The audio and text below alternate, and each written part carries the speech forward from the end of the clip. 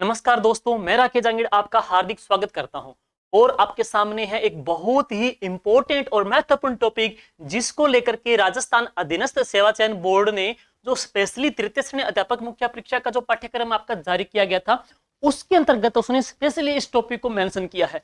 जैसा कि आपको स्क्रीन पे दिखाई दे रहा होगा, राजस्थान की भाषा, बोलियां, साहित्य, ग्रंथ, ये जो टॉपिक है ये टॉपिक स्पेशली आपके तृतीय श्रेणी अध्यापक मुख्य परीक्षा के अंतर्गत दिया गया है। और इस टॉपिक के अंतर्गत हम पढ़ेंगे राजस्थान की महत्वपूर्ण जो बोलियां, देखेंगे ये जो इंडेक्स है इस इंडेक्स के अंदर देखेंगे राजस्थान की महत्वपूर्ण बोलियां टॉपिक इसके अंतर्गत। ठीक है, इसमें आप पढ़ेंगे राजस्थान की महत्वपूर्ण जो बोलियां टॉपिक है वह आ ही जाएगा और साथ साथ इसके अंतर्गत है राजस्थान की बोलियों के अलावा राजस्थान का साहित्यिक जो काल है वो अपने पढ़ेंगे। इसके अंतर्गत है राजस्थान के संतों के द्वारा जो संत साहित्य जो लिखे गए ग्रंथ हैं वो पढ़ेंगे। आजकल क्या इनमें से प्रश्न पूछे जा रहे हैं और राजस्थान के साहित्य का टॉपिक स्पेशली दे रखा है, जैसे केसरी सिंह बारट है, सीताराम जी लालस है, विजयदान जी देथा है, उनको पुरस्कार कब मिला, कौन सी कृति के लिए मिला, कौन सी कृति के लिए साहित्य अकादमी पुरस्कार मिला था, जन्म कहां पे हुआ, ये वगैरह जो बातें पढ़ेंगे साहित्यकार के अंतर्गत है। साथ साथ है हम करेंगे इसके अंतर्गत राजस्थान के अंतर्गत है स्वतंत्रता सेनानियों के द्वारा लिखित साहित्य है, जैसे विजय सिंह पथिक के द्वारा कौन सा ग्रंथ लिखा गया है, माणिकलाल जी वर्मा के द्वारा कौन सा लिखा गया है, हीरालाल सिंह शास्त्री के द्वारा कौन सा ग्रंथ लिखा गया है, वो भी पढ़ेंगे। और इसके अलावा हम पढ़ेंगे अभी साहित्यिक जो पत्रिकाएं हैं, साहित्य अकादमी की जो पत्रिकाएं प्रकाशित होती है, जैसे जागती ज्योत है, मधुमती है, वात्यान है और बिंदु वगैरह है, बहुत सारी पत्रिकाएं, परंपरा पत्रिका है, मरुवाणी है, सारी पत्रिका इस वीडियो में, इस क्लास में हम देखेंगे। और साथ ही में राजस्थान अभी हाल ही में जो एग्जाम हुए हैं, जैसे कि सीटी का हुआ है, सेकंड ग्रेड का एग्जाम हुआ है, अभी हाल ही में टेक लैब असिस्टेंट का एग्जाम हुआ था, कंप्यूटर अनुदेशक के पेपर हुए थे, उसमें जो प्रश्न पूछे गए साहित्य के लेटेस्ट प्रश्न है वो भी इसमें मेंशन किए गए हैं। और इसके अतिरिक्त है बहुत सारे साहित्यिक जो ग्रंथ है उनके खंड, कितने साहित्य, कौन सा साहित्य कितने खंडों में लिखा गया, जैसे कि बातानी फुलवारी कितने खंड है, विजयदान देथा ने बातानी फुलवारी कितने खंडों में लिखा था। इसके जो अतिरिक्त है पिंगल शिरोमणि ग्रंथ कितने खंडों में है, पृथ्वीराज रासो में कितने सर्ग हैं, चेतावनी चुंगठिया में कुल कितने सर्ग या छंद वगैरह हैं, तो ये सारी बातें में पढ़ेंगे। और साथ साथ लास्ट में 2022 के अंतर्गत साहित्य अकादमी युवा पुरस्कार, अनुवाद पुरस्कार किन साहित्यकारों को किस कृति के लिए दिया है, ये सारी बातें अपने पढ़ेंगे। और इस क्लास के बाद में इस क्लास की इसकी पीडीएफ अपने GK with Rakesh Jangid Telegram group में आपको डाल दी जाएगी है। तो चलिए शुरुआत करते हैं। सबसे पहला है, देखिए दोस्तों, सबसे पहले हम जा रहे हैं, शुरू कर रहे हैं राजस्थान की भाषा बोलियां हैं। राजस्थान की भाषा बोलियां साहित्यकार, सबसे पहले अपने राजस्थान की भाषा बोलियां टॉपिक पढ़ रहे हैं। तो राजस्थान की जो भाषा बोलियां ना, सबसे पहला क्वेश्चन ये बनता है कि राजस्थानी भाषा दिवस कब बनाया जाता है। तो राजस्थानी भाषा दिवस बनाया जाता है 21 फरवरी को है, राजस्थानी भाषा दिवस बनाया जाता है 21 फरवरी को है। और राजस्थानी भाषा की उत्पत्ति, अब देखो राजस्थानी भाषा की उत्पत्ति है मोतीलाल मेनारिया अलग बताते हैं, सुनीता कुमार चटर्जी अलग बताते हैं, एलपी टेस्टिटोरी के अनुसार अलग है, सीताराम जी लालस के अनुसार अलग है, के मुंशी के अनुसार अलग है, अलग अलग साहित्यकारों के अनुसार अलग अलग राजस्थानी भाषा की उत्पत्ति हुई है। लेकिन सर्वमान्य के तौर पे हम बात करते हैं, जो आपको यहाँ पे आरेख हम प्रस्तुत करेंगे, ये जो आरेख है वो किनका है, मोतीलाल जी मेनारिया साहब का और किसका है, कन्हैया लाल माणिकलाल जी मुंशी का है। मोतीलाल जी जो मेनारिया है ये कहते हैं राजस्थानी भाषा की उत्पत्ति सोरसनी प्राकृत के गुर्जरी अपभ्रंश से, वापस सुनिए, राजस्थानी भाषा की उत्पत्ति सोरसनी प्राकृत के गुर्जरी अपभ्रंश से हुई है। यह बात कौन कहते हैं, मोतीलाल जी मेनारिया। और मोतीलाल जी मेनारिया का समर्थन करने वाले कौन हैं, तो यहाँ पे आ जाएंगे के एम मुंशी। अब सुनिएगा, एस बोले तो सुनीता, एस बोले तो सौराष्ट्रीय ब्रश, तो सुनीता कुमारी चटर्जी कहते हैं कि इसकी उत्पत्ति सौराष्ट्रीय अब्रश से है, सुनीता सौराष्ट्रीय अब्रश से है, जबकि एलपी टेस्टिटोरी है ये सोरसनी अपभ्रंश से मानते हैं। तो सोरसनी अपभ्रंश से मानते हैं, एलपी टेस्टिटोरी मानते हैं। और इसके अलावा जॉर्ज अब्राहम गिरिशन और पुरुषोत्तम मेनारिया ये नागर अपभ्रंश से मानते हैं। जॉर्ज अब्राहम गिरिशन कहते हैं नागर अपभ्रंश से, एलपी टेस्टिटोरी कहते हैं सोरसनी अपभ्रंश से, जबकि हम पढ़ेंगे फाइनरी के तौर पे के एम मुंशी और मोतीलाल जी मेनारिया के अनुसार राजस्थानी भाषा की उत्पत्ति गुर्जरी अपभ्रंश से हुई है। तो सबसे पहले राजस्थानी भाषा के साथ साथ में जिस गुर्जरी अपभ्रंश से जिस अन्य भाषा का जन्म हुआ तो कौन सी, गुजराती है। तो राजस्थानी भाषा की जो भगिनी मानते हैं, जो बहन मानते हैं ना, वो किसको मानते हैं, गुजराती को मानते हैं। और इसके साथ साथ में साहित्य की एक शैली जन्मी है, और वो साहित्य की शैली कौन सी जन्मी है? डिंगल। जबकि सोर्सनी अभ्रंश से हमने पढ़ते हैं तो हिंदी का जन्म हुआ, हिंदी के साथ साथ में ब्रज का जन्म हुआ, और साहित्य की जो शैली जन्मी थी कौन सी? पिंगल है। तो डिंगल है ये गुर्जरी का अपभ्रंश है, जबकि जो पिंगल है ये सोर्सनी का अपभ्रंश है। डिंगल आगे पिंगल में जो डिफरेंस हम आगे डिटेल से पढ़ेंगे, क्या दोनों में अंतर है। अब इसके बाद है आपसे पूछ ले, आरबीएससी क्लास 10 की किताब है, उसमें दे रखा है राजस्थानी जो भाषा है ना, राजस्थानी भाषा का उद्भव काल कब से कब तक का है? तो 10वीं से लेकर के 12वीं शताब्दी राजस्थानी भाषा का उद्भव काल माना जाता है। 10वीं से लेकर के 12वीं शताब्दी हमारी भाषा का ये उद्भव काल मानते हैं। और इसके बाद में राजस्थानी भाषा स्वतंत्र रूप से अपने इसके ऊपर किसी का प्रभाव, पहले क्या था, किसी न किसी से प्रभावित जरूर थी, लेकिन फ्रीडम फाइनली के तौर पे राजस्थानी भाषा स्वतंत्र रूप से तटस्थ रूप से जो आई थी ना, तो वो कब आई थी? ये आई थी 16वीं शताब्दी के अंतर्गत है। 16वीं शताब्दी के अंतर्गत है, ये स्वतंत्र रूप में विकसित हो गई थी, जबकि इसका उद्भव काल है 10वीं से लेकर के 12वीं शताब्दी का माना जाता है। नेक्स्ट है, अब बात करते हैं सबसे पहले विक्रमी संवत 835 913 ईस्वी में उद्योतन सूरी ने कुवल्यमाला ग्रंथ लिखा। ग्रंथ कौन सा है? कुवल्यमाला ग्रंथ लिखा। कुवल्यमाला जो ग्रंथ है ना, वो कहां पे लिखा गया था? कौन से दुर्ग में बैठ करके? तो जालोर के दुर्ग में बैठ के लिखा गया था। जालोर दुर्ग किस नदी के किनारे है? सूकड़ी नदी के किनारे है। यहाँ पे लिखा कुवल्यमाला ग्रंथ। और कुवल्यमाला ग्रंथ में कुल कितनी भाषाएं बताई गई है भाइयों? 18 देशी भाषाओं का उल्लेख किया है। किसने लिखी? उद्योतन सूरी ने लिखी थी। और एक बात और है, इस कुवल्यमाला ग्रंथ में राजस्थान की जो भाषा है उसको क्या नाम दिया गया? उसको मरु भाषा नाम दिया गया। तो राजस्थानी जो भाषा है उसको मरु भाषा नाम दिया गया है। नेक्स्ट, कुशल लाभ।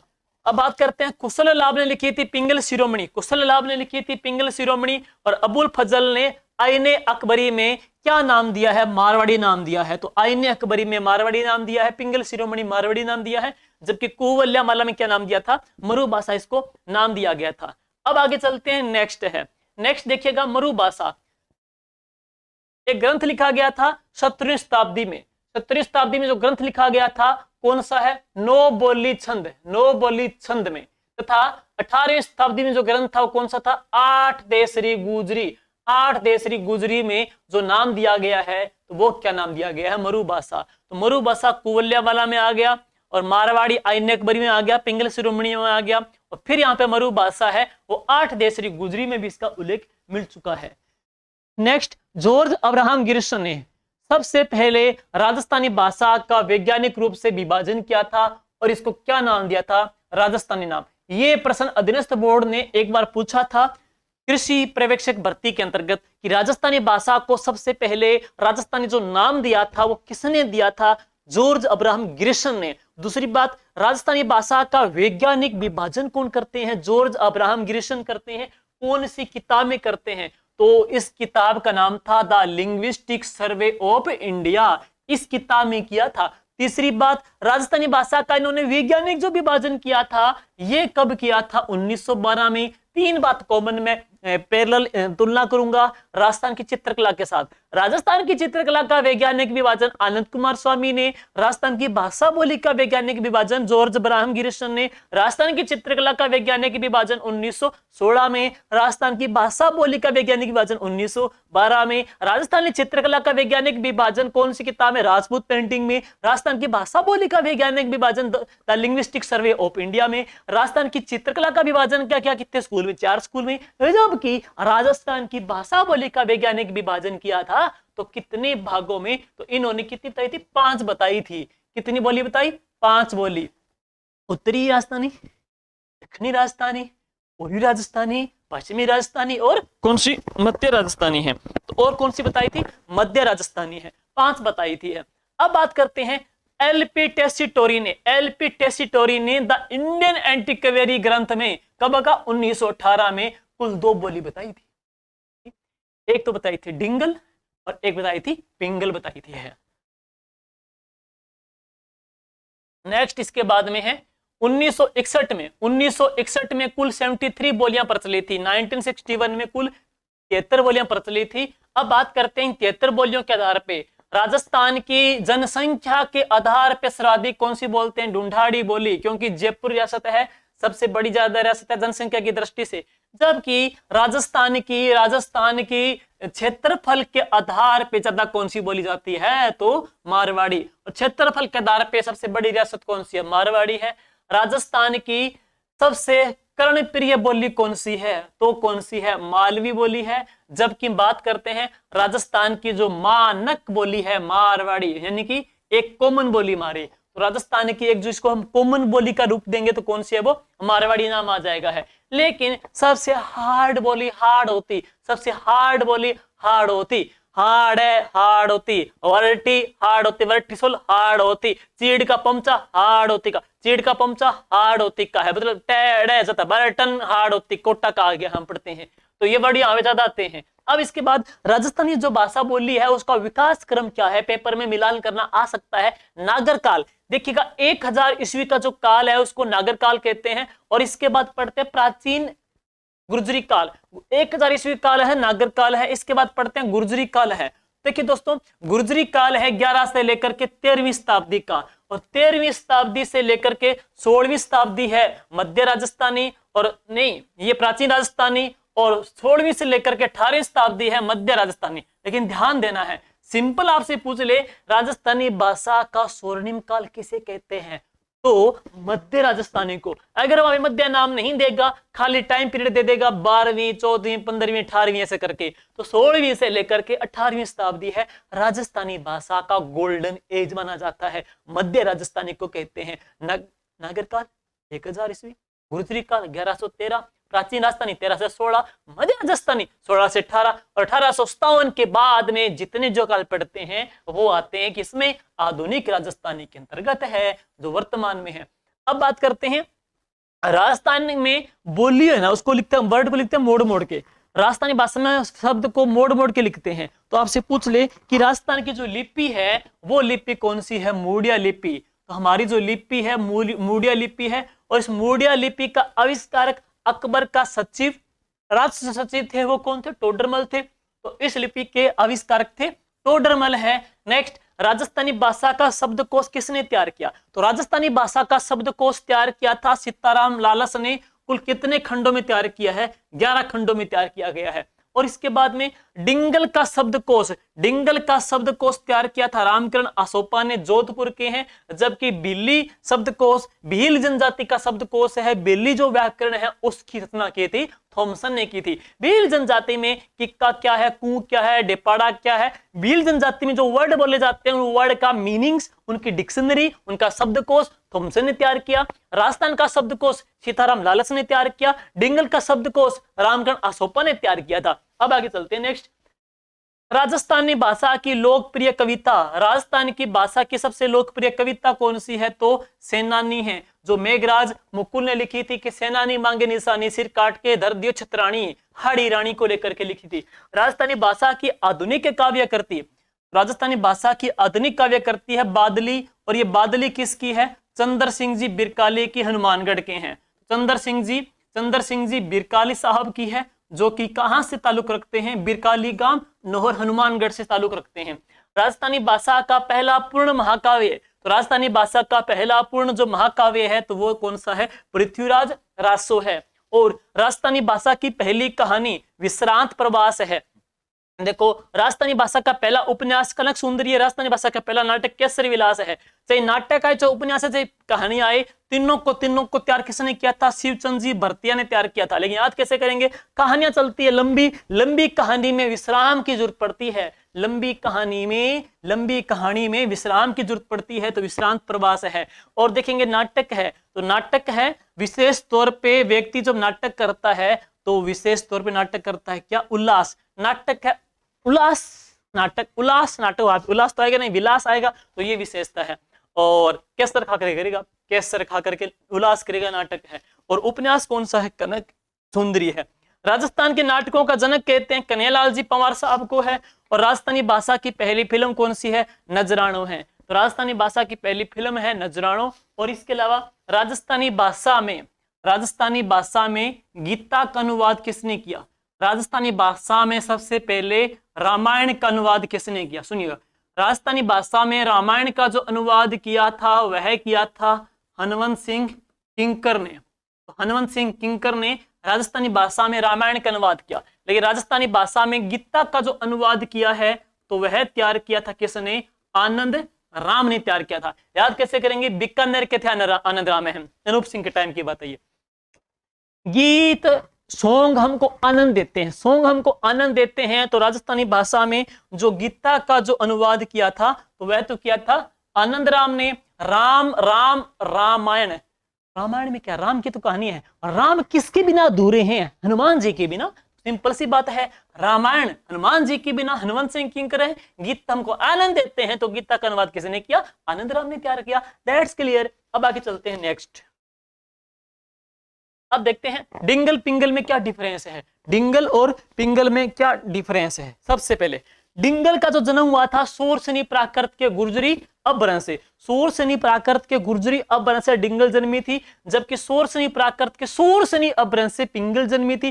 पिंगल पूर्वी राजस्थान की है, डिंगल पश्चिमी राजस्थान की है। पिंगल बाटों की है, डिंगल चारणों की है। जो शब्द जैसा बोला जाता है हूबहू वैसा लिखा जाता है, किसमें? डिंगल में। जो शब्द जैसा बोला जाता है वैसा लिखा नहीं जाता, पिंगल के अंतर्गत है। और बात है कुछ विशेषता, राव जैत सिरो छंद, ढोला मारो की दूहा, नैन श्री ख्यात, अचलदास खिचरी वचनिका, वेलिकेशन रुक्मणीरी, ये जो है आदि, ये जो है सारी किसकी रचना है? डिंगल की है। जबकि हम बात करते हैं अमूमन जो मोस्टली जो रासो ग्रंथ है, मोस्टली रासो संगत रासो को छोड़ करके है, मोस्टली जो रासो ग्रंथ पढ़ते हैं, जैसे कि रासो ग्रंथ है, कौन सा रासो ग्रंथ? विजयपाल रासो कह सकते हो, पृथ्वी रासो कह सकते हो, हमीर रासो कह सकते हो। और इसके अलावा है हम पढ़ेंगे तो सूर्यमल जी मिश्र ने लिखी थी, वंश भास्कर है, सत्ती रासो जो ग्रंथ लिखे थे सारे किसमें थे? पिंगल के अंतर्गत लिखे गए हैं।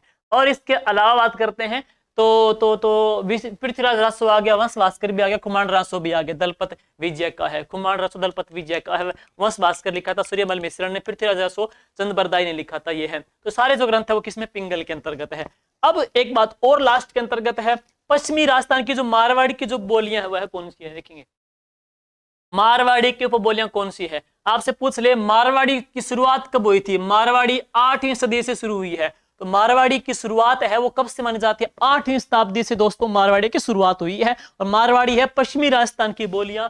तो मारवाड़ी राजस्थान की पश्चिमी राजस्थान की बोलियां हैं, वेरी वेरी इंपॉर्टेंट है। आजकल पेपर में क्या पूछा जाता है? बोली देख करके उसकी उपबोली का प्रश्न आता है, ध्यान देना है। तो हम पढ़ेंगे मारवाड़ी की उपबोली कौन कौन सी है? मेवाड़ी है, बागड़ी है, शेखावाटी है, बीकानेरी है, मैं पे समझा दूंगा सारी, डटकी है, थड़ी है, खिराड़ी है, नागौरी है, देवड़ावाटी है, गोड़वाड़ी है, दावड़ी है, बिल्ली है, ढाटी है आदि। तो ये सारी किसकी है? मारवाड़ी की उपबोलियां हैं।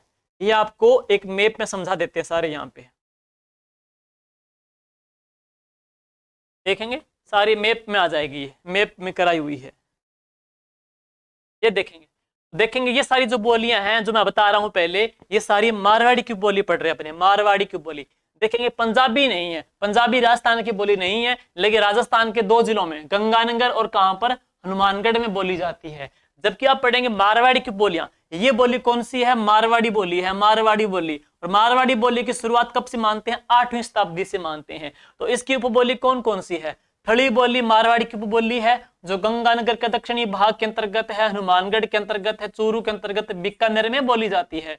इसके बाद में बीकानेर और जैसलमेर में कौन सी बोली बोलते हैं? डटकी बोली बोलते हैं, मारवाड़ी की बोली है। ढाट बोली कहाँ बोलते हैं? बाड़मेर में है, जो कि मारवाड़ी की बोली है। राजस्थान का गोडवाड़ बेसिन किसे कहते हैं? लूणी नदी का जो क्षेत्र है विशेष तौर पे कौन सा है? हम कहेंगे जालोर का है, पाली का है, जोधपुर का, शेरगढ़ का, ओसियां का क्षेत्र हो गया है, बाड़मेर का पूर्वी क्षेत्र हो चुका है। ये जो सारा क्षेत्र है ना भाइयों, ये क्षेत्र कहलाता है क्या? गोडवाड़ क्षेत्र कहते हैं। तो गोडवाड़ में कौन सी बोली? गोडवाड़ी बोली, मारवाड़ी की बोली है। सिरोही में लुम्बा देवड़ा ने देवड़ा वंश की चौहानों की स्थापना की थी, और लुम्बा देवड़ा के चौहानों की स्थापना की थी कौन से ईयर की थी? ये शायद 1311 था, 1311 में की थी, 1311 में की थी। और तभी से यहाँ की बोली कौन सी है? देवड़ावट्टी बोली मानी जाती है। मेवाड़ी बोली है। देखेंगे तो उदयपुर जो क्षेत्र है, उदयपुर संभाग की जो बोली है कौन सी, मेवाड़ी बोली है। लेकिन सिर्फ और सिंगल उदयपुर, अकेले उदयपुर की बोली कौन सी है, तो धावड़ी, उदयपुर की धावड़ी, उदयपुर की धावड़ी बोली है। उदयपुर की जो बोली मानी जाती है तो वह बोली कौन सी है, धावड़ी बोली है। तो उदयपुर की धावड़ी बोली पूरे उदयपुर संभाग की कौन सी आ जाएगी, मेवाड़ी बोली। राणा कुंभा के जो नाटक थे, एकलिंग महात्म्य वगैरह हम पढ़ते हैं, संस्कृत में भी है, लेकिन कुंभा के जो अन्य जो ग्रंथ वगैरह थे वो थे किसमें, मेवाड़ी बोली में थे, मेवाड़ी में थे। नेक्स्ट, डूंगरपुर बांसवाड़ा में कौन सी बोली बोलते हैं, बागड़ी बोली है, बिल्लों की बोली है। तो जॉर्ज अब्राहम गिरिसन ने इसको बिल्लों की बोली बताया, तो इसको बिल्ली बोली भी कह सकते हैं, और ये बोली है। अब देखेंगे, अब इसके पश्चात में अब एक बोली और रह गई है, कौन सी, शेखावाटी बोली। मैंने जो इसमें ब्लैक कवर से लिखे हैं सारे मैंने जो ब्लैक कलर से लिखे हैं ना, ये सारे किसकी है, मारवाड़ी की बोलियां आ रही है। अब शेखावाटी है ना, शेखावाटी भी किसकी उपबोली है, मारवाड़ी की उपबोली है। लेकिन तोरावाटी किसकी आ जाएगी, ढूंढाड़ी की आ जाएगी। एक चीज ध्यान देना आपको, जब आप चित्रकला पढ़ते हो तो किशनगढ़ जो स्कूल है जोधपुर मारवाड़ स्कूल के अंतर्गत आता है, मारवाड़ स्कूल में आता है। लेकिन भाषा बोली की बात करेंगे तो किशनगढ़ी जो उपबोली है ना, तो वो किसकी आएगी, ढूंढाड़ी की आएगी। ध्यान देना है, पेपर में चक्कर खिला सकती है। अब बात करते हैं ढूंढाड़ी की उपबोलियां कौन कौन सी है। तो ढूंढाड़ी की उपबोलियां पढ़ते हैं तो जयपुर में राजावटी है, 84 बोली है। अलवर में मेवाती बोली है। लेकिन बहरोड से लेकर के मुंडावर तहसील तक, बहरोड से लेकर के मुंडावर तहसील तक कौन सी बोली प्रचलित है, अहीरवाटी बोली बोली जाती है। ब्रज बोली उत्तर प्रदेश की बोली है, ब्रज बोली कहां की, उत्तर प्रदेश की बोली है। लेकिन ब्रज महोत्सव भरतपुर में मनाया जाता है, कौन से महीने में, फरवरी के महीने में है। राजस्थान में ब्रज भाषा की जो अकादमी है तो कहां पर है, वो जयपुर के अंतर्गत है। फिर इसके पश्चात है, हम बात करते हैं धौलपुर में। तो धौलपुर में कौन सी बोली बोलते हैं, धौलपुर में बोलते हैं काठेड़ी बोली बोलते हैं। लेकिन लाल सोट दोसा से लेकर के, लाल सोट दोसा से लेकर के स्वाई माधोपुर तक जो बोली बोलते हैं तो वह बोली कौन सी, पचवारी बोली बोलते हैं। करौली की बोली कौन सी है, तो करौली की है जगरोती। करौली की बोली कौन सी है, तो करौली की बोली कौन सी है, जगरोती बोली है। कोटा संभाग की बोली कौन सी है, हाड़ौती बोली। और राजस्थान की सबसे ये क्या है, हाड़ बोली मानी जाती है। हाड़ौती के बाद में झालावाड़ जिला कौन सा, झालावाड़ जिला कौन सा, प्रतापगढ़। झालावाड़ प्रतापगढ़ में कौन सी बोलते हैं, मालवी बोली बोलते हैं। और मालवी की जो उपबोलियां हैं वो कौन सी है, निमाड़ी भी है, रांगड़ी भी है, रतलामी भी है, सोंडवाटी भी है, उमठवाटी भी है। और एक बात और है, हम यहाँ पे पढ़ेंगे एक बोली कौन सी, रागड़ी बोली है। तो रागड़ी जो बोली है, रागड़ी जो बोली है ये दो बोलियों का मिश्रण है। रागड़ी जो बोली है ये मालवी से और किससे मिलकर के बनती है, मारवाड़ी से। तो मारवाड़ी बोली और रागड़ी मालवी बोली जब मिलती है तो जिस बोली का जन्म होता है कौन सी, रागड़ी का जन्म होता है। तो ये हम पढ़ रहे थे, वहां पे पढ़ के आए थे पीछे, मैप के अंतर्गत है। अब देखते हैं एक बार वापिस यहीं पे। तो ये देखिएगा ढूंढाड़ी की जो उपबोलियां हैं, ढूंढाड़ी की जो उपबोलियां हैं उसके अंतर्गत आप देखोगे कि प्राचीन उल्लेख 8वीं शताब्दी की गुर्जरी मिलता है। ढूंढाड़ी का उल्लेख भी 8वीं शताब्दी की आठवीं उल्लेख 8 देसरी गुजरी मिलता है। तो कौन से ग्रंथ में ढूंढाड़ी का उल्लेख मिलता है, 8 देसरी गुजरी में ढूंढाड़ी का उल्लेख मिलता है। ढूंढाड़ी जयपुर की बोलियां हैं और यहाँ की जो बोलियां हैं कौन कौन सी, हाड़ौती बोली है, अहीरवाटी है, मेवाती है, रांगड़ी है, मालवी है, तोरावाटी है, राजावटी है, 84 है, जयपुरी है, नागरचौल बोली है, और कौन सी है, किशनगढ़ की बोली है, अजमेरी बोली है, काठड़ी धौलपुर की बोली है, पचवारी लाल सोट दोसा सवाई माधोपुर में बोलते हैं, और कौन सी, जगरोती बोली है। सारी सारी किसकी है, ढूंढाड़ी की बोली है। अब कुछ 2-3 बोलियां कंफ्यूज पैदा करेगी, सुन लीजिए कौन कौन सी। मालवी, मालवी बोली क्या है, देखो यह मारवाड़ी तथा ढूंढाड़ी का मिश्रण है। मालवी मालवा के राजपूतों की बोली है जो ढूंढाड़ी और मारवाड़ी का मिक्सअप है।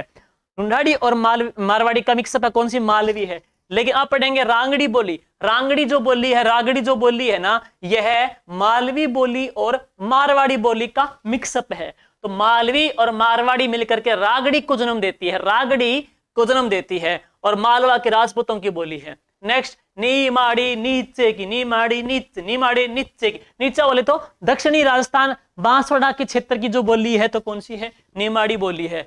खिराड़ी बोली कहां बोलते हैं, देखिए दोस्तों खिराड़ी बोली कहां बोलते हैं, राजस्थान में शाहपुरा, भीलवाड़ा, जहाजपुर, भीलवाड़ा में जो बोली बोली जाती है, मालपुरा क्षेत्र टोंक में जो बोली बोली जाती है उसको क्या बोलते हैं? खेराड़ी बोली है। तो खेराड़ी बोली का जो दायरा है इस प्रकार से है, मालपुरा का क्षेत्र टोंक, बूंदी का पश्चिमी पथरीला भाग बरड़ क्षेत्र है और जहाजपुर का क्षेत्र है। तो यहाँ पे जो बोली बोलते हैं तो उस बोली का जो नाम है तो वह क्या है?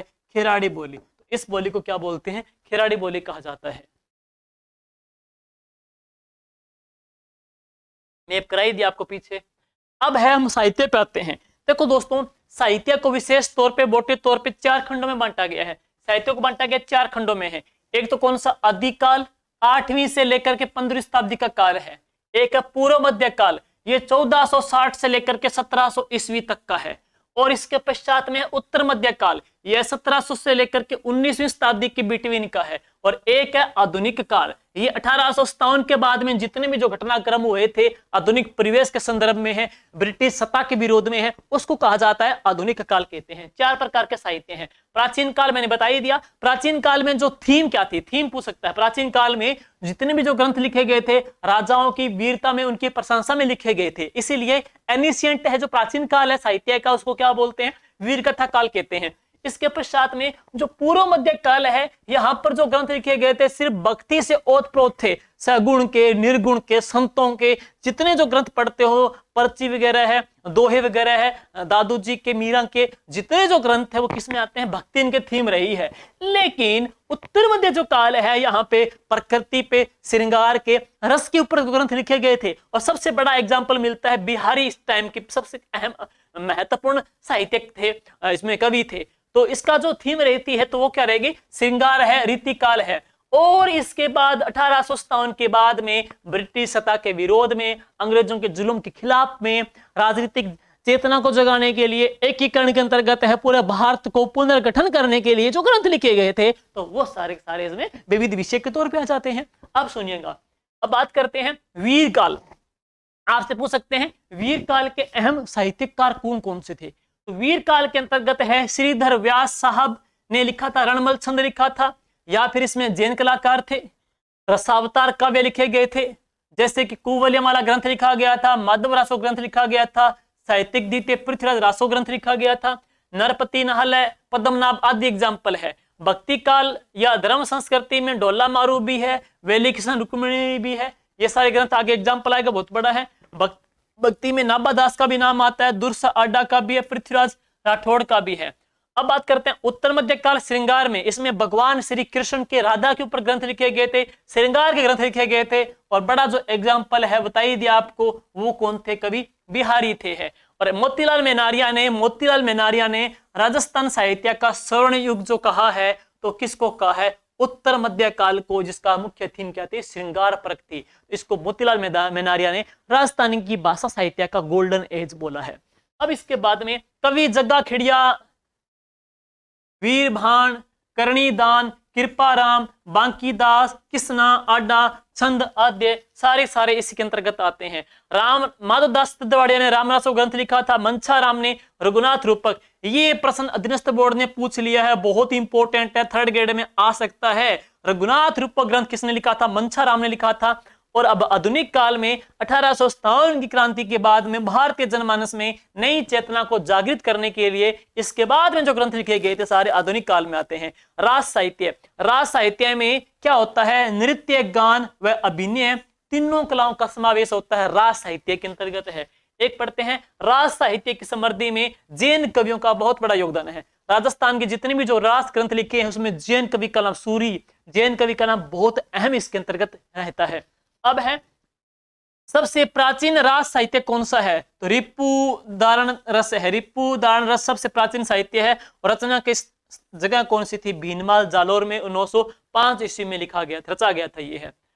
अब अन्य रास की रचनाएं कौन कौन सी देखेंगे तो 1150 सुनिएगा, जैनों के लेकर के है। राजस्थान का सबसे प्राचीन साहित्य ग्रंथ कौन सा है? ज्ञात और अज्ञात है। देखोगे 1150 में बज्जर सेन सूर्य ने लिखा था भारतेश्वर बाहुबली घोर। ये भारतेश्वर बाहुबली घोर है, भारतेश्वर बाहुबली घोर। और एक है 1184 में लिखा था साली बद्र सूर्य ने भारतेश्वर बाहुबली रास। तो इसमें भारत से बाहर काट दिया, बाहुबली से बारूबली काट दिया, रा से साली बदर, रा सूरी से सूरी काट दिया, रा से साली बदर, रास किसने लिखा? साली बदर सूरी ने। वज्र, भरत की बाहु में घोर बल है, भरत की बाहु में घोर बल है, और बल किसके समान है? वज्र के समान। तो वज्र सेन सूरी ने लिखा था, भारतीय सर बाहुबली घोर लिखा था। राजस्थान का ज्ञात सबसे प्राचीन साहित्य ग्रंथ है, राजस्थान का ज्ञात सबसे प्राचीन साहित्यिक जो ग्रंथ है तो वह कौन सा जाएगा? भारतेश्वर बाहुबली रास, भारतेश्वर बाहुबली रास। राजस्थान का ज्ञात सबसे प्राचीन चित्रित ग्रंथ कौन सा है? तो दशैव कालिक सूत्र चूर्णी। इतना अंतर है दोनों में। नल सिंह ने लिखा था विजयपाल रासो है, 13वीं शताब्दी के रास। देखो जीन वल्लभ सूरी ने लिखा था वरद नवकार है, विनय चंद्र सूरी ने लिखा था नेमिनाथ चतुष्पादिका है, जम्बू स्वामी ने लिखा था रेवंत गिरिदास, स्थलीदास आबूराम है। 14वीं शताब्दी के आते आते मुगलों का प्रमाण है, तो उनके साहित्य में क्या हुआ था? अरबी फारसी शब्द उसमें आ गए थे। 14वीं शताब्दी में जैसे जैसे मुगलों का वहां पे आधिपत्य होता है तो वहां पे साहित्य में है अरबी फारसी वर्डों का भी वहां पे समावेश होने लग गया है। और अब काम की बात सुनिएगा। मोटे तौर पे राजस्थान साहित्य को 5 भागों में बांटा गया है रचना के आधार पे, रचना के आधार पे। जैसे कि चारणों के साहित्य हैं, जैसे नैन से विख्यात है ना, जैसे कि जैनों के साहित्य है, भारतीय सर बाहुबली गौर, भारतीय सर बाहुबली रास है, वज्रसेन सूरी है, सालीभद्र सूरी है, वगैरह वगैरह है। और एक आता है ब्राह्मण साहित्य, जैसे कि रणमल छंद है, जैसे कि नरपति नाल है, जैसे कि दशरथ शर्मा है। इनके जो ग्रंथ लिखे गए हैं ब्राह्मणों के लिखे ग्रंथ है। संत साहित्य जाम्बो जी के हैं, मीराबाई के, दादू जी के, रैदास के, कबीर जी के, जितने जो ग्रंथ लिखे गए हैं संत साहित्य में आ जाते हैं। लौकिक साहित्य में पवाड़े भी आते हैं, गीत भी आती है, कथा भी आती है, बातें भी आती है, कहानियां भी आती है, कविताएं भी आती है, लोक साहित्य के अंतर्गत है। तो हम कह सकते हैं मोटे तौर पे राजस्थान के साहित्य को 5 भागों में बांटा गया उसकी रचना के आधार पे। और राजस्थान की भाषा बोली को जॉर्ज अब्राहम गिरिसन ने भी कितने भागों में बांटा था? 5 बोलियों में है। अब है चारण साहित्य। देखो चारण साहित्य राजस्थानी भाषा का सबसे समृद्ध साहित्य है। यूं कह सकते हैं राजस्थानी भाषा साहित्य को अपना जो देदीप्यमान, जो उसको प्रकाश में लाया, इसको जिस अहम पड़ाव पे खड़ा किया, उसमें एक समाज विशेष का बड़ा रोल है। वो कौन से हैं? चारण समाज है। तो चारण समाज का सबसे समृद्ध और साहित्य है भाई। चारण समाज की प्रमुख रचनाएं कौन कौन सी है देखेंगे तो अचल दास खिचरी वचनिका लिखी थी, शिवदास गार्डन साहब ने, पृथ्वीराज रासो लिखी थी, चंद्रबरदाई ने लिखी थी, वंश भास्कर लिखा सूर्यमल मिश्रण साहब ने, सूरज प्रकाश लिखा करणीदान ने, और बांकी दास ग्रंथावली लिखी थी बांकी दास ने है। अधिकांश रचनाएं डिंगल भाषा में हैं, लेकिन हम बात करेंगे गीत चारण से लिखी देन है। साहित्य के अंतर्गत जो गीत है ना वो किसकी देन है? चारण साहित्य की देन है। साहित्य की एक ऐसी शैली जिसमें साहित्य हम कह सकते हैं छंद काव्य पद दोहों में होता है, तो वो क्या है? पिंगल। साहित्य की ऐसी शैली जिसमें साहित्य एज ए गीत के रूप में साहित्य लिखा जाता है, तो कौन सी? डिंगल। और डिंगल की जो देन कहते हो कि इनकी है चारणों की है, पश्चिमी राजस्थान में, आपको पहले ही बताया था मैंने। अब इसके बाद में है चारण कवि उपनाम आई के सारे सारे ये हैं। प्रमुख चारण कवित्री जरूर देख लीजिए, कम नाम सुना आज तक आपने। चारण कवित्रियां कौन कौन सी है? तो नाम है सीमा चारणी साहिबा, पद्मा सांधु, चंपा दे, ये सारे नाम आते हैं। सीमा चारणी जी, पद्मा सांधु जी, चंपा दे, ये चारणी कवित्रियां हैं। प्रश्न पूछ सकता, अभी तक पूछा नहीं गया है। चारण साहित्य की विषय वस्तु युद्ध और शौर्य के आख्यान पे है, राजाओं की प्रशंसा है, वीर गाथा है, युद्धों के ऊपर है, उनकी ख्याति के ऊपर इनके ग्रंथ लिखे गए। फॉर एग्जाम्पल जैसे कि अचल दास खिचरी वचनिका, जैसे कि पृथ्वीराज रासो है। अब इसके बाद में जैन साहित्य देखेंगे दोस्तों। यह साहित्य शांत रस से ओतप्रोत है और रचना का स्वरूप क्या है? रास पुराण पूजा पाठ आदि से है। पूजा पाठ आदि पे लिखा गया ग्रंथ है। प्रमुख ग्रंथ कौन से हैं? कुवल्यमाला लिखा था उद्योतन सूर्य ने, कहां लिखा था? जालोर के दुर्ग में बैठ के लिखा था। उपमति भाव प्रपंचा सिद्धि सिंह लिखा था। रागमाला का रागमंजरी पुंडरिक पुंडरिक कहिए पुंडरिक पुंडरिक विठल ने लिखा था। अष्ट प्रकरण वर्ती जिनेश्वर सूर्य ने लिखा था। देसीना माला है हेमचंद्र सूर्य ने लिखा था। जितने भी सूरी विद्वान है इन्होंने क्या है? जैन साहित्य की रचना की थी। नेक्स्ट है संत साहित्य। तो राजस्थान के संतों ने अपने अनुभवों को वाणी और वचनों के माध्यम से जनमानस में साहित्य को बढ़ावा दिया। गोरखनाथ बाबूजी तेजा जी, इनके ग्रंथ हमने यहाँ पे डाले थे, ये देखो यहाँ पे डाल रखे हैं, संतों के साहित्य।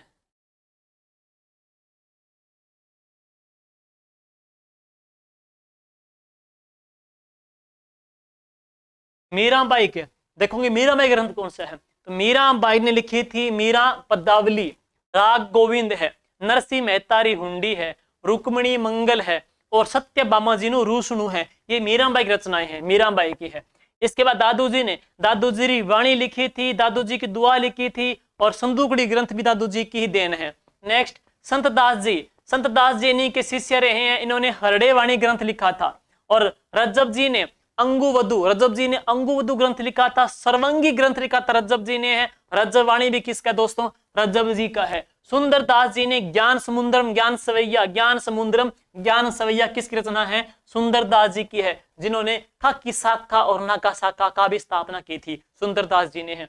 नाथ संप्रदाय में, नाथ संप्रदाय का जो ग्रंथ है कौन सा? योगिनी कोल ग्रंथ लिखा गया है। जसनाथ जी ने सिंबुदड़ा, कोड़ा, जलम झूलरो और गोरख छंदो जलम झूलरो, सिंबुदड़ा, कोड़ा जो ग्रंथ लिखा था किसने? जसनाथ जी का है। जाम्बो जी ने जम संहिता, जम सागर वाणी ने लिखी थी और जाम्बो जी की रचना है दोस्तों, इनको लिपिबद्ध करने का जो क्रेडिट जाता है संत परमानंद बेनीवाल जी को जाता है, संत परमानंद बेनीवाल जी को है।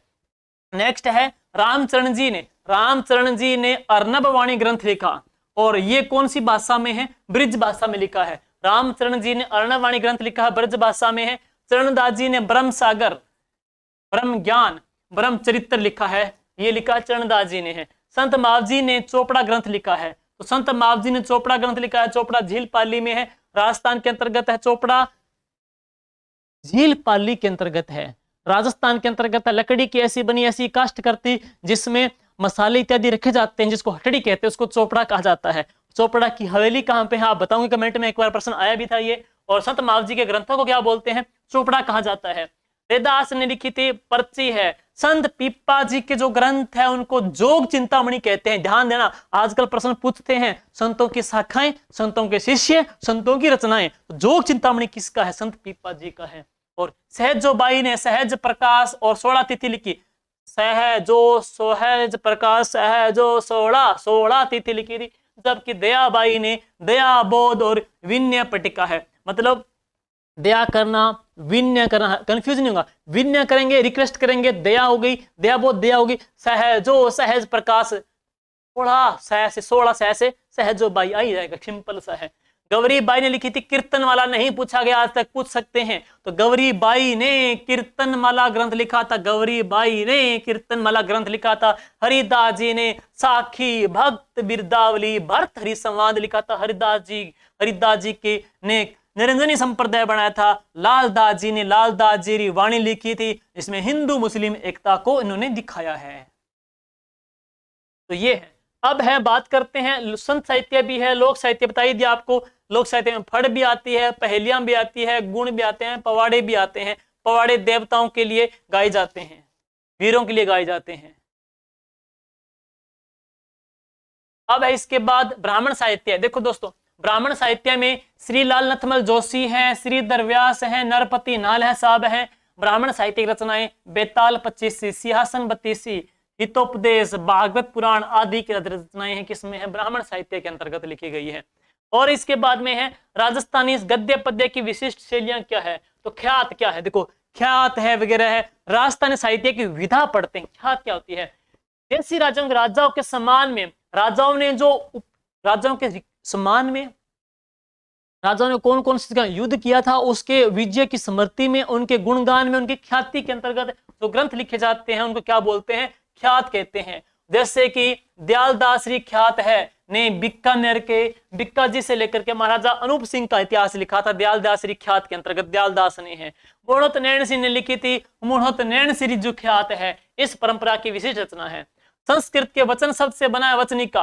अब बात करते हैं वचनिका। वचनिका बना है संस्कृत के वचन शब्द से बना है, जिसको संस्कृत में चंपू काव्य भी कहते हैं, जिसको चंपू काव्य भी कहते हैं। साहित्य जिसमें गद्य और पद्य, साहित्य की एक ऐसी शैली जिसमें साहित्य गद्य में भी हो पद्य में भी, उसको क्या बोलते हैं? वचनिका कहते हैं। राजस्थान की सबसे आज तक की बेहतरीन जो वचनिका है अचलदास खिचेरी वचनिका। इसके अलावा महेश दासरी वचनिका भी आप पढ़ोगे, महेश दासरी वचनिका भी है, अचलदास खिचेरी वचनिका भी इसी के अंतर्गत आती है। और इसके बाद में हम बात करते हैं दवाबेत है। दवाबेत में क्या है कि जब इसमें क्या है कि वो जो वर्ड होते हैं ना, उस वर्ड में उर्दू फारसी के शब्द इसमें मेंशन करते हैं, तो इनमें क्या करते हैं, दवाबेत में उर्दू और फारसी के शब्द इसमें प्रयुक्त होते हैं और इनको बोलते हैं दवाबेत बोलते हैं। जैसे कि अखमाल देवडारी दवाबेत है, अखमाल देवडारी दवाबेत एग्जाम में आ सकते हैं, ऐसे प्रश्न है। महाराणा जवान सिंह जीरी दवाबेत है, राजा जय सिंह जीरी दवाबेत आदि आते हैं। बात क्या होती है, किसी की बात को कहना और सुनने वाले को क्या बोलते हैं, बात कहते हैं। और हुंकारा भी कहते हैं, बीच में कहते हैं हाँ हाँ भाई हाँ की कहानी हुई, तो हुंकारा भरते हैं, उसको हुंकारा इसके अंतर्गत आता है। और अचलदास खींचेरी बात भी आचार प्रचलित है, अमर सिंह जीरी बात भी है। जमाल, जमाल राजस्थानी काव्य का मात्रिक छंद है, काव्य राजस्थान के काव्य का मात्रा का छंद होता है। इसमें पहले तो क्या होता है, पूरा दोहा बोलते हैं, फिर पांचवें चरण में दोहे के अंतिम चरण को दोहराया जाता है। पहले पूरा बोलते हैं, जब पांचवी स्टेप आती है तो दोहे के अंतिम जो चरण है वो दोहराए जाते हैं, इसको क्या बोलते हैं, झूलना, सॉरी जमाल कहते हैं। झूलना भी क्या है, राजस्थान के काव्य का मात्रिक छंद है और इसमें 24 अक्षर के वर्णिक छंद के अंत में यह गण होता है। और अमर सिंह जी राठौड़ झूलना, गज सिंह जी झूलना आदि आदि है। प्रकाश, किसी व्यक्ति की जो उपलब्धि होती है, गुणगान होते हैं, उसके गुणगान गाए जाते हैं, उस उपलब्धियों पे प्रकाश डालना, प्रभाव में लाना, क्या बोलते हैं, प्रकाश कहते हैं। जैसे आसिया मान सिंह जी का महायश प्रकाश, कविया कर्णदान जी का सूरज प्रकाश आदि प्रमुख ग्रंथ हैं। मर्सिया, किसी राजा किसी व्यक्ति विशेष की मृत्यु के बाद, उसके आदमी की मौत के बाद उसकी दुख में स्मृति में जो ग्रंथ लिखे जाते हैं उसको क्या बोलते हैं, मर्सिया कहा जाता है, मर्सिया कहते हैं। और राजस्थान में हम कह सकते हैं हरजस और मर्सिया। तो हरजस गाए जाते हैं शेखावटी क्षेत्र में व्यक्ति के मरने के बाद गीत गाए जाते हैं, मर्सिया गाए जाते हैं प्रसिद्ध व्यक्ति की मृत्यु के बाद मारवाड़ में गीत गाए जाते हैं, उनको बोल देते हैं। नेक्स्ट है रासो। मोतीलाल मेहनारिया के अनुसार जिस काव्य ग्रंथ में किसी राजा की कीर्ति, विजय, युद्ध, वीरता आदि का विस्तृत वर्णन हो उसको क्या बोलते हैं, रासो कहते हैं। लेकिन रासो गीत के रूप में होते हैं, कहां प्रचलित, पूरी राजस्थान में प्रचलित है, किस जाति विशेष के, भाट जाति के द्वारा, है ना। तो इसी प्रकार से है। और दौलत विजय का खुमान रासो है, गिरधर आसिया का संगत रासो है, कुंभकर्ण का रतन रासो है, जोधराज का हमीर रासो है, कई सारे रासो हैं। रूपक है, रूपक क्या है, रूपक क्या होते हैं, किसी वंश या व्यक्ति विशेष की उपलब्धि को, किसी वंश या आदमी विशेष की जो उपलब्धि को बताने वाली जो काव्य कृति को रूप कहते हैं। रगज रूपक है, कोगा देवजी रूपक आदि आदि। विगत, जो घटना पीछे की बीत चुकी होती है, पीछे की जो घटना जो अतीत बन गई, इतिहास बन गई, उस घटना को लिखा जाता है, उसको क्या बोलते हैं, विगत कहते हैं। फॉर एग्जाम्पल मारवाड़ रे प्रगनारी विगत है। और वेली, वेली ग्रंथ वेलियों छंद में लिखे हुए हैं, इनके विविध विषय रहे हैं। ये धार्मिक भी हो सकते हैं, ऐतिहासिक भी हो सकते हैं। धार्मिक की बात करें तो पृथ्वी वेली किशन रुक्मिणी, कि भगवान श्री कृष्ण है, माता रुक्मिणी का विवाह का प्रसंग कौन सा है, वेली किशन रुक्मिणी, धार्मिक भी आ गया है। और महादेव गोरीरी वेली, महादेव गोरीरी वेली भी क्या धार्मिक आ गया है। तो ये धार्मिक भी हो सकते हैं, ऐतिहासिक भी हो सकते हैं। जैसे कि राजस्थान की बहुत ही प्रसिद्ध है, पृथ्वीराज राठौड़ ने लिखी थी, वेली किशन रुक्मिणी है। साक्षी, साक्षी शब्द से बना है, साक्षी परक रचनाओं में संत कवियों ने अपने द्वारा अनुभव किए गए ज्ञान का वर्णन किया है। नेक्स्ट है श्लोका। श्लोका क्या है, श्लोका साधारण पढ़े लिखे लोगों के द्वारा लिखे गए हैं, साधारण जो पढ़े लिखे लोग हैं उनके द्वारा लिखे गए हैं, इसलिए जनमानस की, जन साधारण की भावना को आम जन तक पहुंचाते हैं। पेपर में आ सकता है, सिंपल जो थोड़े बहुत लोग लिखे पढ़े लिखे लोग हैं उन्होंने लिखे हैं, और लोगों की जनमानस की जो धारणा है आम व्यक्ति तक जो पहुंचाने का प्रयास करते हैं उनको श्लोका कहते हैं। जैसे राजस्थान की प्रसिद्ध श्लोका कौन कौन सी है, राव अमर सिंह जी रा श्लोका, अजमाल जी रा श्लोका, राठौड़ कुशल सिंह जी रा श्लोका, बाटीकेर सिंह जी रा श्लोका। अब है ग्रंथ, यहां से प्रश्न, पहले तो क्या सिर्फ आपसे उसकी परिभाषा के तौर पे था प्रश्न, उनमें से सिर्फ मैंने साहित्यिक विधा बताई है, प्रश्न तो यहां से आएगा, सीधा सा है कि फलाना ग्रंथ किसने लिखा था, कितने खंडों में है, बस ये इंपॉर्टेंट है। देखो भाई, संस्कृत में जो ग्रंथ लिखे गए, अजितोद ने लिखा था, जगजीवन भट्ट ने लिखा था, मारवाड़ के राजा अजीत सिंह के समय नीति विस्तार पर प्रकाश डाला। हमीर महाकाव्य नयन, हमीर महाकाव्य किसने लिखा, नयन चंद्र सूर्य ने लिखा था, संस्कृत में लिखा गया है। इसमें चौहानों को सूर्यवंशी बताया है, चौहानों की वंशावली बताई है, अजमेर का वर्णन है, अलाउद्दीन खिलजी की रणथंभौर विजय की जानकारी मिलती है। तो अलाउद्दीन खिलजी की रणथंभौर विजय की जानकारी मिलेगी किसमें, हमीर महाकाव्य के अंतर्गत ये है। अब है एकलिंग महात्म्य। तो एकलिंग महात्म्य है ना, संस्कृत में लिखा गया है। इसका जो पहला भाग तो कुंभा ने लिखा था, बाकी किसने पूरा किया? कान्हैया व्यास ने पूरा किया था है। और इसमें क्या है? मेवाड़ की व्यवस्था, उसकी परिस्थितियों का वर्णन है। अमर काव्य वंशावली लिखी थी संस्कृत में, रणछोड़ भट्ट तेलंग ने लिखी है। अमर काव्य वंशावली कहां से कहां तक है? तो इसमें बप्पा रावल से लेकर के, अमर काव्य वंशावली में बप्पा रावल से लेकर के राज सिंह तक का ऐतिहासिक वर्णन है। राज प्रशस्ति संसार की सबसे बड़ी प्रशस्ति है।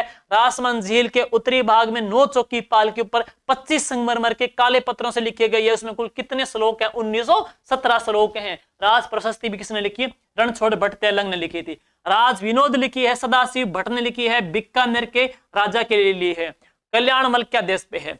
तो राज विनोद सदाशिव भट्ट ने बीकानेर के किस राजा के लिए? कल्याणमल के लिए। नेक्स्ट है रणमल छंद। तो रणमल जो छंद है ये श्रीधर व्यास का है। इसमें कुल कितने छंद है? 70 छंद है। और इडर के शासक रणमल का वर्णन है। तो रणमल छंद लिखा था श्रीधर व्यास ने, रणमल का वर्णन किया गया है। 2 बातें, कितने छंद है? 70 है। और इडर गुजरात के शासक रणमल का इसमें वर्णन मिलता है। अमर सागर इंपोर्टेंट है। महाराणा प्रताप तथा अमर सिंह के शासन का वर्णन लिखा था पंडित जीवाधर का। ये शिशुपाल वदम कवि माघ ने लिखी थी, जो कि भीनमाल के हैं। और ब्रह्मास्फुट सिद्धांत है, ये ब्रह्मगुप्त का है, जो कि भीनमाल का वर्णन किया है। ऐसे ग्रंथ पूछ सकते हैं जो संगीत पे लिखे गए हैं। तो संगीत पे लिखे गए ग्रंथ कौन कौन से हैं देखोगे? रागमाला, राग मंजरी पुंडरीक विठल का है। संगीत सार देवर्षि बजपाल भट्ट का है। संगीत राग कल्पद्रुम कृष्णानंद व्यास का है। अनूप संगीत विलास भा भट्ट का है। श्रृंगार हार जो ग्रंथ संगीर का है, लेकिन हमीरदेव चौहान खुद राजा ने लिखा था। ब्रजनिधि ग्रंथावली सवाई प्रताप सिंह की है। संगीत विनोद महाराजा अनूप सिंह का है। संगीत राज महाराणा कुंभा का इंपोर्टेंट है। संगीत राज महाराणा कुंभा का है। आगे पढ़ेंगे कितने भाग कितने खंड हैं। नेक्स्ट, संगीत राज के कुल कितने भाग है? 5 भाग हैं। इसके 5 भाग नाम क्या हैं? पाठ्य रतन कोश, रस रतन कोश, वाद्य रतन कोश, नृत्य रतन कोश, गीत रतन कोश है। 5 भाग हैं। और प्रत्येक कोश को 4-4 भागों में विभाजित किया गया है, जिन्हें क्या बोलते हैं? उल्लास कहते हैं। और प्रत्येक उल्लास को भी 4-4 भागों में विभाजित किया गया है, जिन्हें परीक्षण कहते हैं। संगीत राज के छोटे बड़े कुल कितने खंड हैं? तो 5 × 4 5 का 20। फिर आगे पढ़ेंगे उल्लास कितने? 4 हो गए, 20 चौके 80। तो कुल कितने से खंड आ जाएंगे? छोटे बड़े 80 खंड। 5 से लेकर के 80 खंड है। संगीत राज, उल्लास, परीक्षण और अब कितने? 80 खंड है। नेक्स्ट देखेंगे राजाओं की रचनाएं कौन कौन सी है। जसवंत सिंह प्रथम ने लिखी थी कौन कौन सी रचना? जसवंत सिंह प्रथम की है भाषा भूषण, अप्रोक्ष सिद्धांत सार है, अनुभव प्रकाश है, आनंद विलास है, और कौन सा है? गीता महात्म्य है। अजीत सिंह ने लिखा था ग्रंथ कौन सा है? गुण सागर है, गज उदार है, भाव निर्मोही इंपोर्टेंट है, भाव निर्मोही पेपर में आ सकता है। मान सिंह जो मारवाड़ के थे, इन्होंने नाथ संप्रदाय पे ग्रंथ लिखे। नाथ चरित्र है, जल घर है, चरित्र है, अनुभव मंजरी है, और कौन सा है? कृष्ण विलास है। नेक्स्ट इसके बाद में सवाई प्रताप सिंह ने श्रृंगार मंजरी, वैराग्य मंजरी ग्रंथ लिखा था। सवाई जय सिंह ने जीज मोहम्मद शाही, जय सिंह कारक ज्योतिष शास्त्र पे ग्रंथ लिखा गया है। जीज मोहम्मद शाही और जय सिंह कारक हैं, जय सिंह कारक हैं। हमीरदेव चौहान ने संगीत में लिखा था श्रृंगार हार ग्रंथ, जो कि संगीत में लिखा गया है।